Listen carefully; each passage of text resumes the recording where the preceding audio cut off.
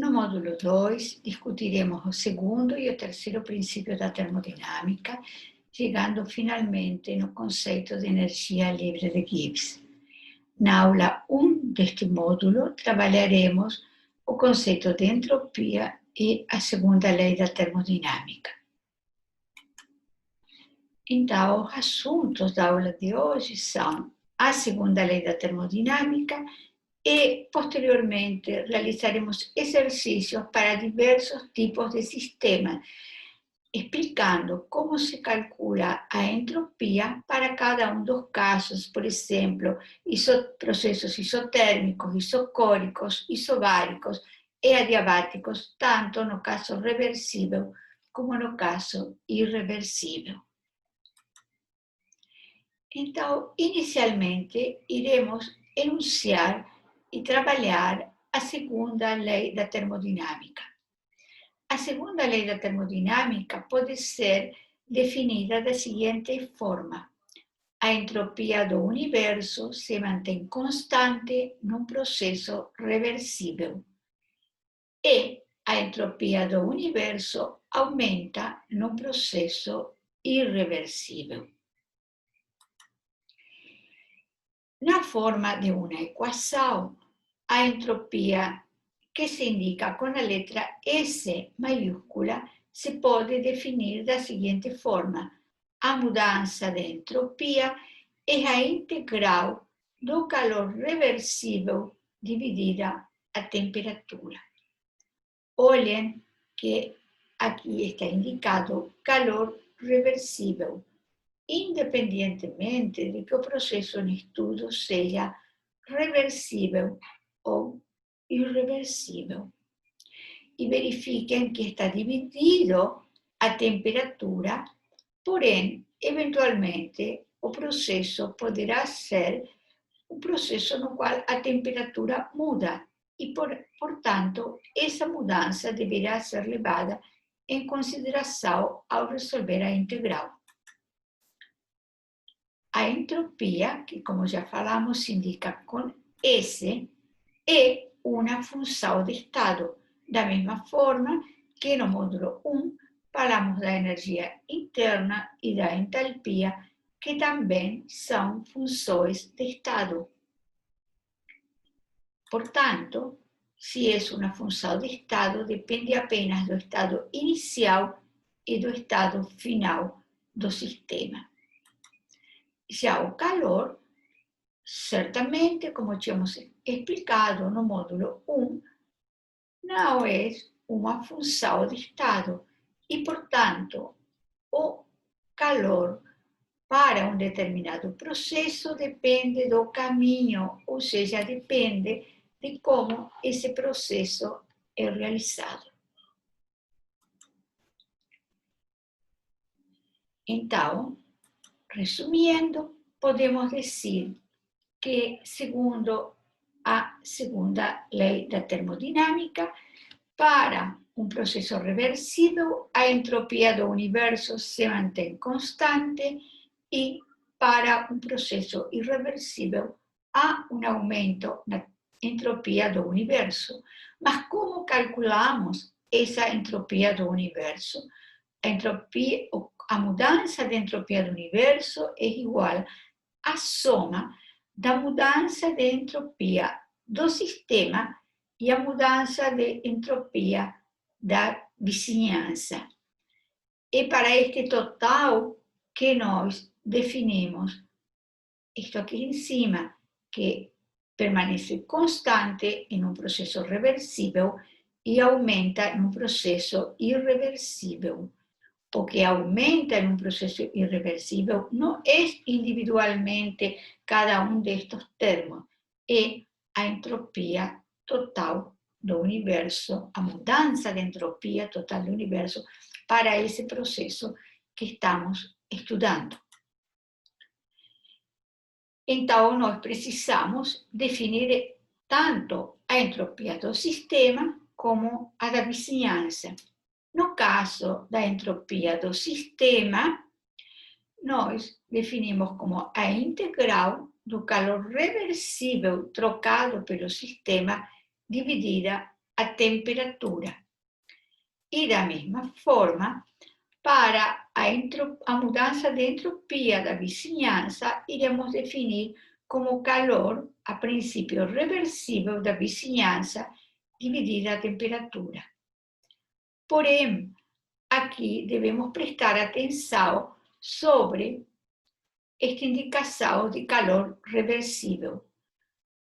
A definição de entropia é integral do calor reversível dividido a temperatura.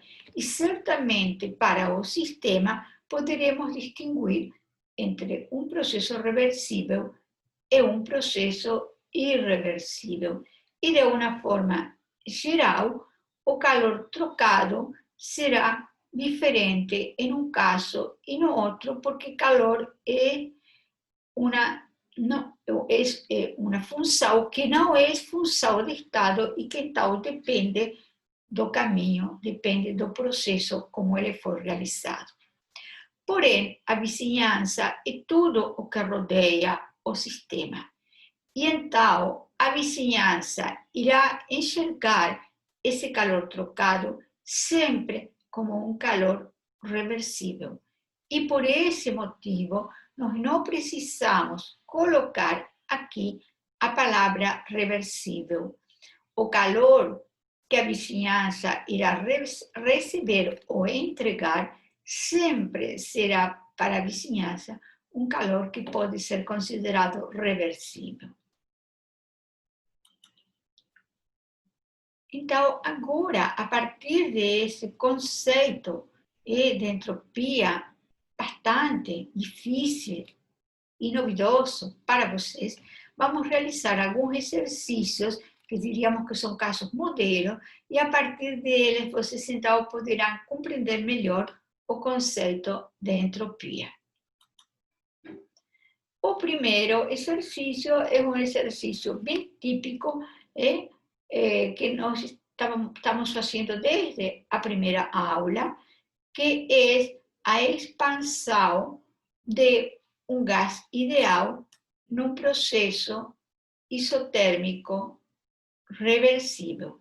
Nós já resolvemos isso para calcular calor, trabalho, ΔU e ΔH, e iremos resolver agora para calcular a mudança de entropia do sistema e da vizinhança. Então, vamos lembrar que podíamos representar aquele processo em um diagrama pressão-volume, onde teremos um estado inicial que corresponde ao volume inicial de 22,4 litros e um estado final que corresponde ao volume de 44,8 litros. Lembrem que para resolver esse exercício, nós, considerando que aqui temos uma isoterma, podemos resolver este exercício sabendo os volumes iniciais e finais ou sabendo a pressão inicial e final, já que pressão e volume estão relacionados através da equação P inicial, V inicial igual a P final, V final, para esse caso no qual a temperatura é constante, sendo que neste exercício a temperatura proposta é 273 Kelvin. Então, esse exercício é igual na sua forma aos exercícios que fizemos no módulo 1, mas os valores de temperatura, pressão, volume são diferentes. Calcularemos, então, o trabalho para um processo isotérmico reversível, lembrando que no módulo 1 fizemos a dedução desta equação, onde o trabalho era menos nRT logaritmo de B volume final dividido o volume inicial, onde N é o número de moles e R é a constante dos gases ideais, que necessariamente tem que ser colocada em unidades de Joule sobre Kelvin mol, porque estamos calculando um trabalho, que é uma forma de energia. Colocamos a temperatura, os dois volumes, e o trabalho dá um número negativo, menos 1570 joules. O trabalho, graficamente, estuda a área azul embaixo da curva. Lembremos também que é um processo isotérmico, então ΔU para esse processo é zero e, portanto, o calor é igual a menos o trabalho. Como o trabalho é menos 1570 joules, o calor é mais 1570 joules. E vejam que aqui coloquei reversível, que é uma observação importante neste momento, porque nós vamos calcular entropia. E como nós sabemos que esse calor é reversível, porque está escrito no enunciado do exercício que essa expansão foi através de um processo reversível isotérmico. Agora, então, podemos calcular a entropia como calor reversível do sistema dividido a temperatura, onde aqui nós teríamos um sinal integral, porém, como a temperatura é constante, podemos simplesmente calcular como calor reversível do sistema dividido T. Então, aqui está o valor de calor, 1570 joules, e a temperatura em graus Kelvin. A entropia é calculada, então, será 5,75 joules sobre Kelvin, sendo que esse valor de entropia é a mudança de entropia do sistema, não é um valor absoluto, é a mudança no processo que vai desde A até B. Agora, podemos ver outra forma mais simples de calcular, sem ter que multiplicar vezes a temperatura e dividir pela temperatura. Podemos, no lugar de substituir os números, substituir as equações. Então, no lugar de calor reversível do sistema, colocaremos menos trabalho reversível do sistema, que é nRT, logaritmo de B final sobre B inicial, porque os dois sinais menos, este e este, se cancelam. Dividido a temperatura, então significa que realmente eu não preciso conhecer o valor de temperatura para fazer essa conta, porque o valor de temperatura vai cancelar, em um caso está no numerador, em outro caso está no denominador. Então, esta seria a equação geral para calcular a mudança de entropia do sistema em um processo de expansão isotérmica reversível. Devemos ter muito cuidado e perceber que essa expressão só vale para um processo isotérmico, porque nós usamos a expressão para um processo isotérmico e vale também somente para o processo reversível. Calor do sistema é menos o calor da vizinhança. O calor que uma parte entrega, o outro recebe e vice-versa. E neste caso, então, o ΔS da vizinhança e o ΔS do sistema são iguais com sinal trocado. E, portanto, podemos calcular o ΔS da vizinhança como o calor da vizinhança dividido T, que é a mesma expressão que antes, só que com o sinal trocado. Precisamos fazer essa conta? Não precisamos, porque vamos olhar as equações. O ΔS do sistema é o calor reversível do sistema dividido a temperatura, aqui não foi colocado reversível porque já está no título. O ΔS da vizinhança é o calor da vizinhança dividido a temperatura, exatamente o mesmo com o sinal trocado. Ambos são iguais com sinal trocado e, portanto, o ΔS do universo é zero. Porém, eu não precisava fazer esta conta, porque a primeira lei da termodinâmica fala da conservação de energia. A segunda lei da termodinâmica fala de quê? Fala que para um processo reversível, o ΔS do universo é zero.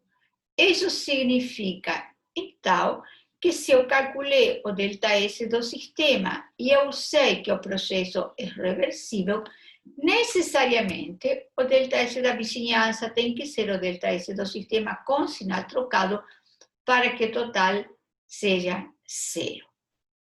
Vocês podem fazer essa conta para conferir, mas certamente não há nenhuma necessidade, porque o ΔS do universo para esse processo tem que ser zero, porque é um processo reversível. E a segunda lei da termodinâmica fala isso.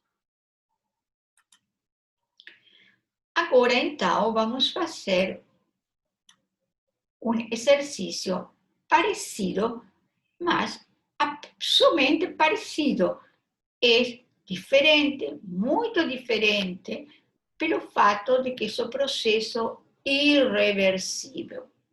Então, nesse caso, o gás se expande a uma temperatura constante, num processo irreversível, entre o mesmo volume inicial e final do exercício anterior, exercício 1, sobre a mesma isoterma, mas a diferença é que o processo acontece contra uma pressão externa constante igual à pressão final.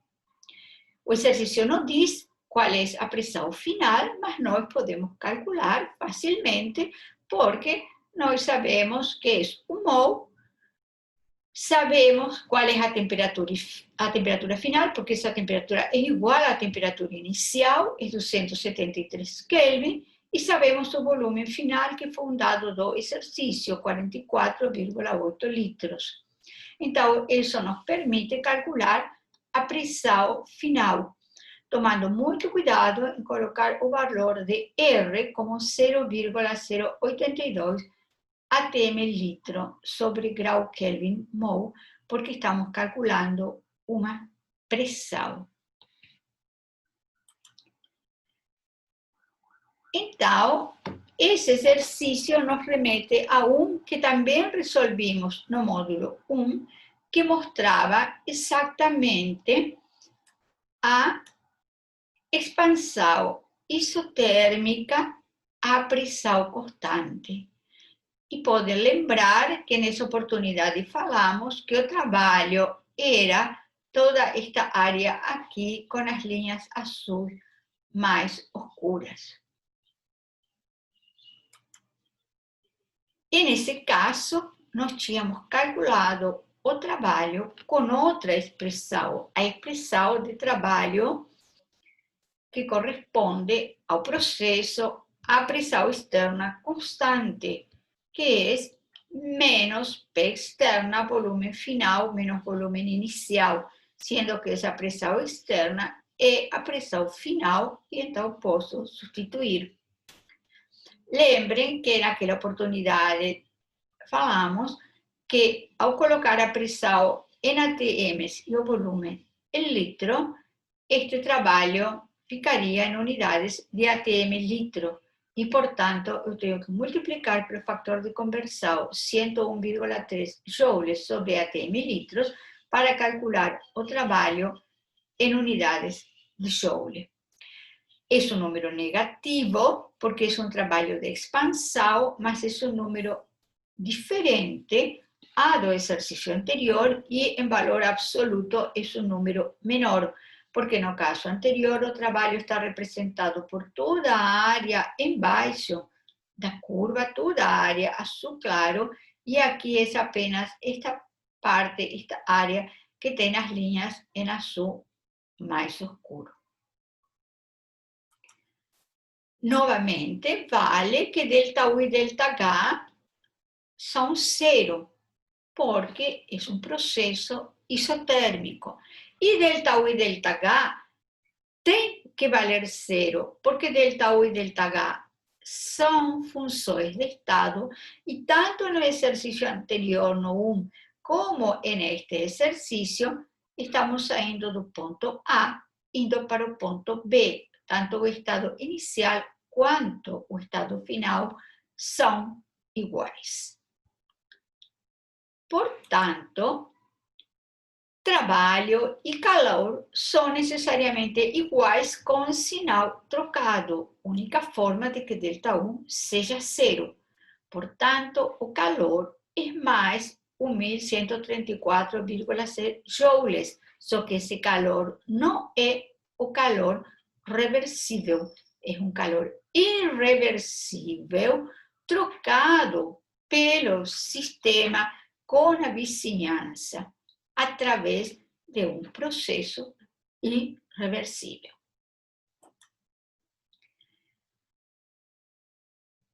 Então, resumindo, os estados iniciais e finais são iguais ao exercício anterior. Portanto, ΔU e ΔH são iguais no primeiro exercício e neste exercício. Mas o trabalho irreversível é diferente que o trabalho no exercício anterior, onde era um processo reversível, e certamente, então, também o calor é diferente para o primeiro exercício e para este exercício. Então, como é que eu calculo a mudança de entropia do sistema se a definição de entropia é integral do calor reversível dividido T? Para fazer esse cálculo, eu preciso saber quanto vale o calor reversível. E para saber isso, eu imagino um processo ou um caminho reversível entre o mesmo estado inicial e o mesmo estado final. Neste caso, é relativamente simples fazer isso, porque no exercício 1, nós já fomos desde o estado A até o estado B por um caminho reversível. Então, podemos usar o mesmo caminho do exercício 1. Não precisamos inventar outra coisa.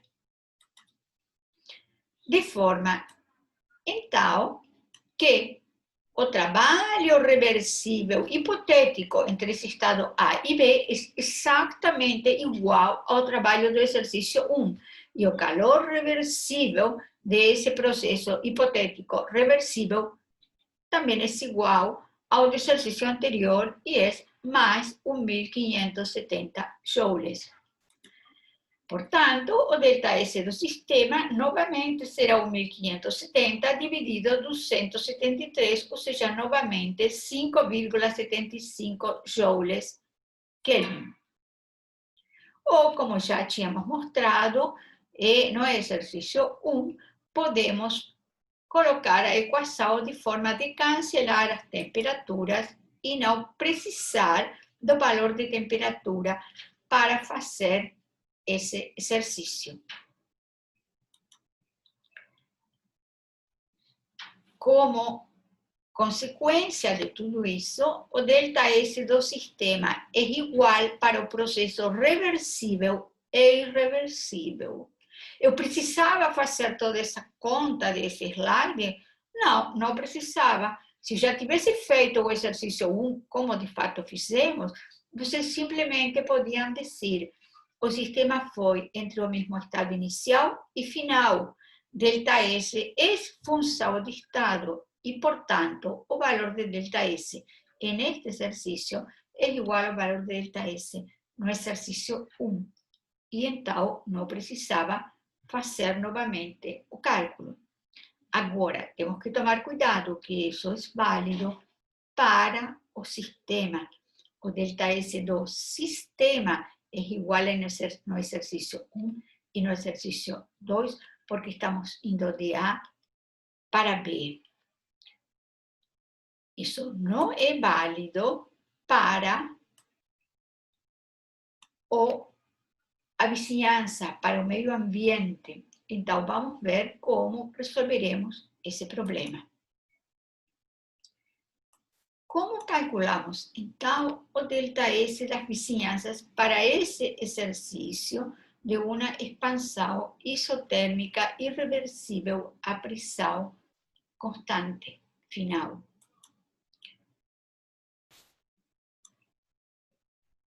O calor trocado pela vizinhança e o calor trocado pelo sistema com sinal negativo. Qual calor?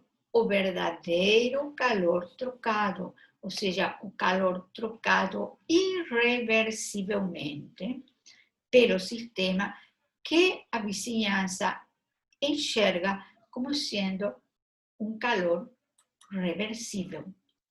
Então, o delta S da vizinhança é o calor da vizinhança dividido T, já que a temperatura é constante.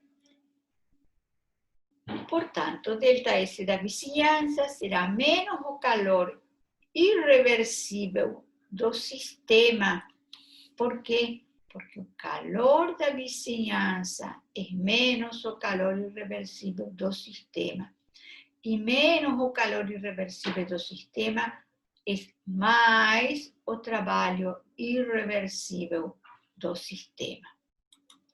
Portanto, nós usamos o número calculado para trabalho reversível com o sinal trocado e, então, assim, o delta S da vizinhança resulta um número negativo, menos 4,16 joules Kelvin. Ou seja, nesse processo, a entropia do sistema aumentou e a entropia da vizinhança diminuiu.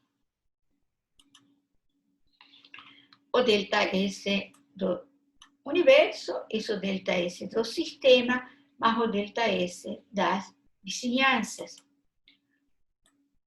Portanto, lembrando que o delta S do sistema é 5,75 joules Kelvin, tanto para o processo reversível do exercício 1, como para o processo irreversível do segundo exercício, porque são processos que foram entre o mesmo estado inicial e o mesmo estado final. E que o delta S da vizinhança para o caso irreversível foi menos 4,16 joules Kelvin, então o delta S do universo para o processo irreversível resulta da soma do valor para o sistema e o valor para a vizinhança, resulta em um valor positivo, 1,59 joules Kelvin, um valor maior que zero. Está certo isso? Está certo, porque a segunda lei da termodinâmica diz que para um processo irreversível, a entropia do universo aumenta, portanto, é maior que zero.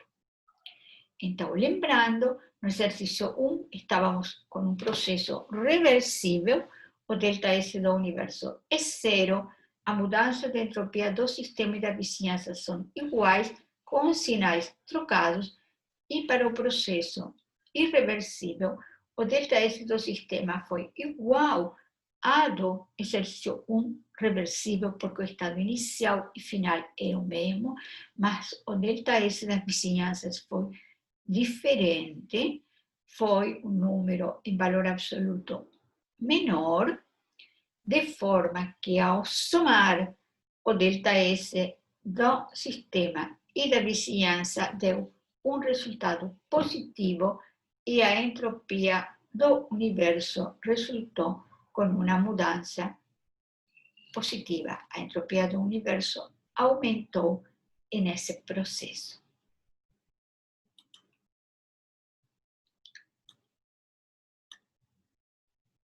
Vamos agora ver outro caso, também um caso que poderíamos chamar de modelo, e é como vamos calcular o ΔS do sistema para um processo reversível a volume constante. Lembrem que nesse tipo de processos o trabalho é zero, porque o diferencial volume é zero. Qual é a dificuldade deste exercício? É lembrar que a temperatura está mudando, e então eu não posso tirar simplesmente essa temperatura do sinal integral e colocar aí um número médio, ou o valor inicial, ou o valor final. Não, eu tenho que integrar essa equação. E qual é a forma mais fácil de fazer isso? A forma mais fácil é lembrar que o calor será igual a volume constante, ao ΔU, será igual à integral de N CV diferencial T, onde CV é a capacidade calorífica a volume constante. Portanto, a equação fica que o ΔS do sistema é a integral de NCB diferencial T sobre T. Esta é uma integral muito conhecida e a resposta dela é NCB logaritmo de T final sobre T inicial. Lembrando que essas duas temperaturas são diferentes. Como faço o mesmo cálculo no caso de um processo reversível a pressão constante? Também para calcular ΔS do sistema. É algo muito semelhante. Eu vou lembrar de novo que ΔS do sistema é calor reversível do sistema dividido a temperatura.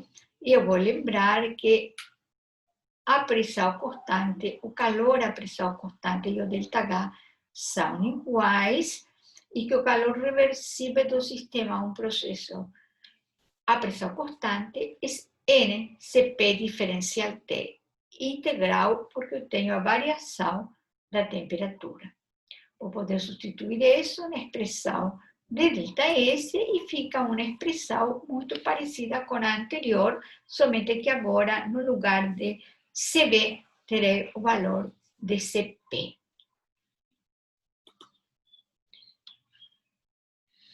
Como calculamos o ΔS do sistema para um processo adiabático reversível? Esse é realmente muito fácil. Por quê? O ΔS do sistema é o calor reversível do sistema dividido a temperatura. Coloco o sinal de integral e lembro que a temperatura está mudando. Mas quanto vale o calor para um processo adiabático? Vale zero. Então, o calor reversível é zero. Portanto, esse zero irá aqui no sinal integral e, portanto, o ΔS do sistema para um processo adiabático reversível é zero, porque o calor reversível é zero. E será zero, claro, tanto para o sistema como para a vizinhança.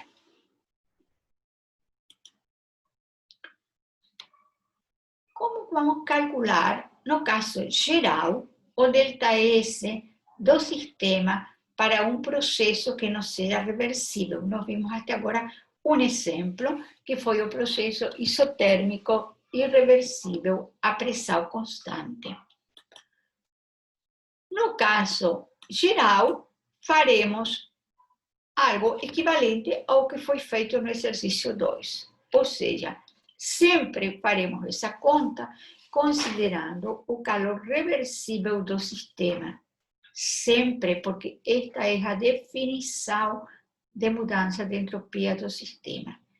E sempre faremos o mesmo que foi feito no exercício 2, ou seja, escolher, imaginar, propor um caminho reversível tomando cuidado de que o estado inicial e o estado final para esse caminho proposto tem que ser igual ao estado inicial e final do verdadeiro processo irreversível. Aí, então, farei o cálculo do ΔS entre esses dois estados para esse caminho reversível, e esse ΔS será o valor de entropia, de mudança de entropia para o processo que me foi pedido, porque ΔS é função de estado, e então depende do estado inicial e do estado final.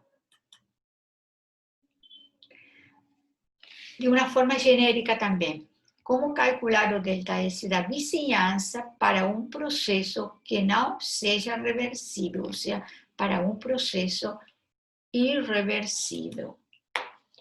Sempre calcularemos ΔS da vizinhança como a integral de o calor da vizinhança dividido a temperatura, lembrando que o calor da vizinhança é menos o calor do sistema. O verdadeiro calor trocado pelo sistema. Então, se o processo foi irreversível, será menos o calor irreversível do sistema. Esse calor é, então, verdadeiramente trocado no processo irreversível, e tendo muito cuidado de que não necessariamente esse calor será menos o trabalho, porque apenas será menos o trabalho se ΔU for zero. Se o ΔU não for zero, calor e trabalho serão dois números diferentes, e que o que eu tenho que colocar aqui, então, é o calor do sistema com o sinal trocado. Como calcularemos ΔS da vizinhança para um processo adiabático irreversível, ou seja, para esse caso em particular? Em um processo adiabático, o calor trocado é zero, independentemente de que o processo seja reversível ou irreversível. Então, o verdadeiro calor é zero para o sistema e para a vizinhança, e, portanto, sempre para um processo adiabático, ΔS da vizinhança vale zero. Então, temos duas situações. Para um processo adiabático reversível, ΔS do sistema é zero, porque o calor reversível é zero. ΔS do universo é zero, porque é um processo reversível, e a segunda lei da termodinâmica diz que ΔS do universo é zero para um processo reversível, e ΔS da vizinhança é zero por dois motivos. O primeiro, porque o ΔS do universo é zero, e o segundo, porque o verdadeiro calor trocado é zero. Quando o processo é irreversível, nós vamos inicialmente saber duas coisas. O ΔS do universo tem que ser maior que zero, mas o ΔS da vizinhança é zero, porque o calor que a vizinhança recebeu é zero. Então, nós já sabemos que o ΔS do sistema não pode ser zero, e teremos que ver uma forma de fazer esse cálculo. Então, a melhor forma de compreender isso é fazer um exercício. E vamos, então, lembrar o exercício que já analisamos no módulo 1, que era a expansão adiabática de um gás em forma irreversível contra uma pressão externa constante de 1 atm. Foi um exercício que nos deu bastante trabalho para fazer, que tivemos que pensar bastante como fazer isso. E então nós partimos de um estado inicial de 300 Kelvin e 15 atm, com um volume que nós podíamos calcular, e o gás se expandiu em forma adiabática contra uma pressão externa constante de 1 atm, ou seja, 1 atm é a pressão final do sistema. nós discutimos bastante no módulo 1 que nessa circunstância, então a temperatura final não era mais 300 graus, porque o gás se expandia em forma adiabática. Nós discutimos então que podíamos calcular o estado inicial, que foi falado, que era 15 atm e 300 Kelvin, então nós podíamos calcular o volume inicial, nós calculamos no módulo 1 esse valor, 1,64 litros, e falamos que tínhamos que calcular o estado final, onde a pressão final era 1 atm igual à pressão externa, porém, não podíamos calcular a temperatura e o volume final usando esta equação aqui. Nós, naquela oportunidade, escrevemos a equação e riscamos em vermelho e explicamos que essa equação não se aplica a processos adiabáticos irreversíveis, que essa equação é apenas válida para um processo reversível adiabático. Nós comentamos, então, que não podíamos fazer dessa forma e explicamos com muito cuidado como podíamos fazer, e eu vou passar isso rapidamente, apenas para vocês lembrarem qual era a ideia. A ideia era que o calor é zero e, portanto, ΔU e trabalho são iguais. O ΔU é NCV ΔT, e o trabalho, a pressão externa constante, é menos P externa ΔV. Certo? Nós substituímos aqui CV por 3 meios de R, ΔT por T final menos T inicial, ΔV por B final menos B inicial. Nós substituímos aqui a pressão externa pela pressão final e substituímos os dois volumes pelas suas expressões conforme a equação dos gases ideais. Feito isso, nós apenas reorganizamos as equações e substituímos os números que nós conhecíamos, que são a temperatura inicial, a pressão final, novamente aqui a pressão final, a temperatura inicial e a pressão inicial. Fazendo essa substituição e resolvendo, nós chegamos no módulo 1 a uma temperatura final de 188 Kelvin.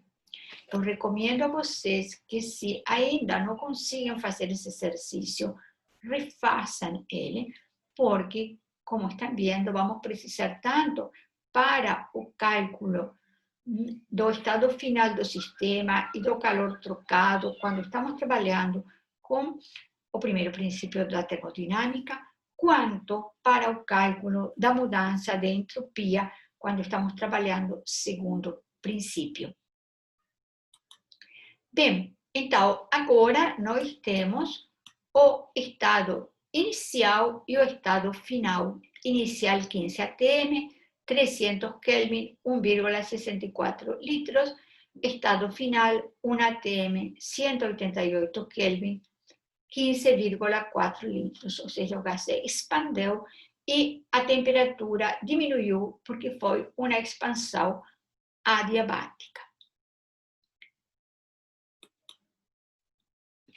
Então, como é que eu vou fazer isso agora? Eu não posso usar calor igual a zero. O calor verdadeiramente trocado vale zero, porque é um processo adiabático, mas eu preciso escolher um caminho reversível entre o estado inicial e o estado final. Há muitas formas em que eu posso ir reversivelmente desde o estado inicial ao estado final, mas, é claro, eu vou escolher um caminho entre esses dois estados que seja compatível com o que eu sei trabalhar. Então, por exemplo, uma forma simples para vocês, ou relativamente simples, seria fazer uma etapa isotérmica desde 15 atm, 300 Kelvin e 1,64 litros, até o volume final, mas, como falamos, isotérmica, mantendo a temperatura constante. Então, nessa etapa inicial, apenas vou diminuir a pressão e vou aumentar o volume entre o volume inicial e o volume final. E então, numa segunda etapa, volume constante, eu irei diminuir a temperatura desde 300 Kelvin até 188 Kelvin. Coloco novamente os estados para poder fazer as contas com mais tranquilidade. E então, como calculamos a mudança de entropia para o processo isotérmico, desde 15 atm 300 Kelvin e 1,64 litros, até a mesma temperatura, mas o volume de 15,4, usando a equação de cálculo de entropia que vimos no exercício 1.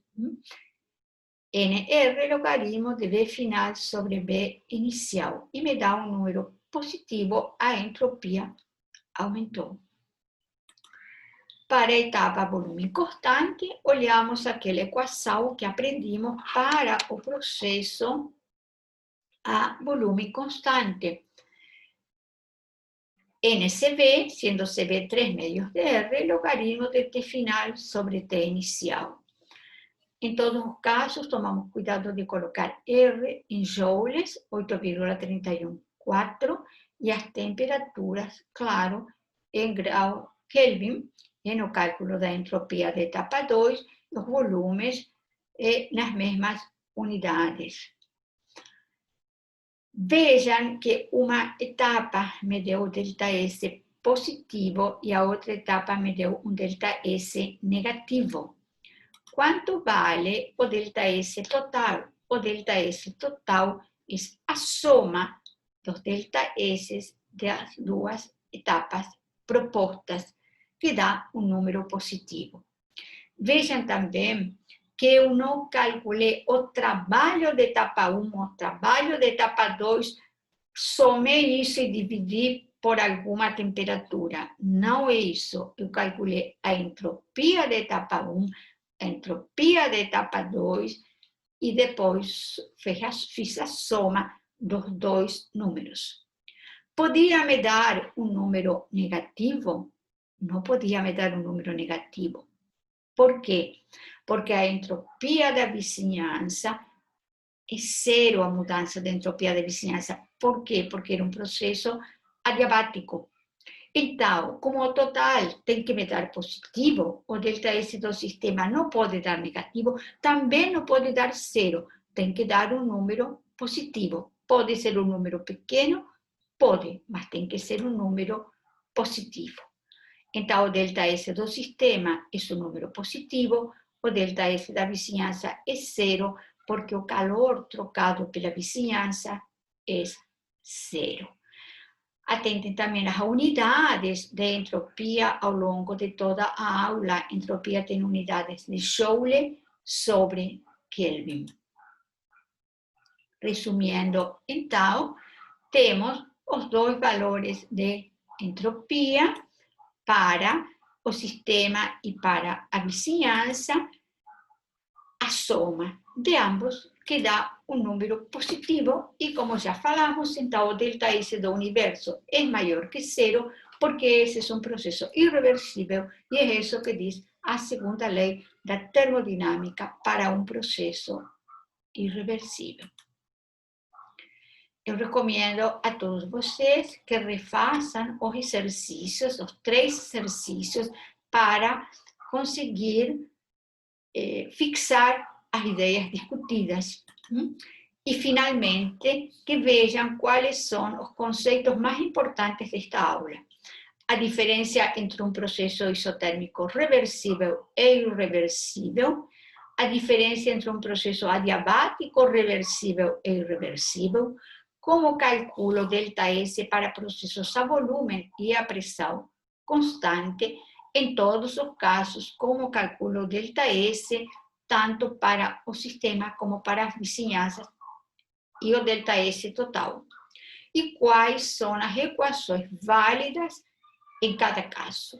Não esquecendo que a ideia inicial da aula era discutir o segundo princípio da termodinâmica e que, então, nesse contexto, o ΔS do universo para um processo reversível é zero, portanto, o sistema e das vizinhanças são iguais com sinal trocado, e para um processo irreversível, o ΔS do universo é maior que zero. Então, independentemente dos valores do ΔS do sistema e da vizinhança, o total tem que dar necessariamente um número positivo para verificar a segunda lei da termodinâmica.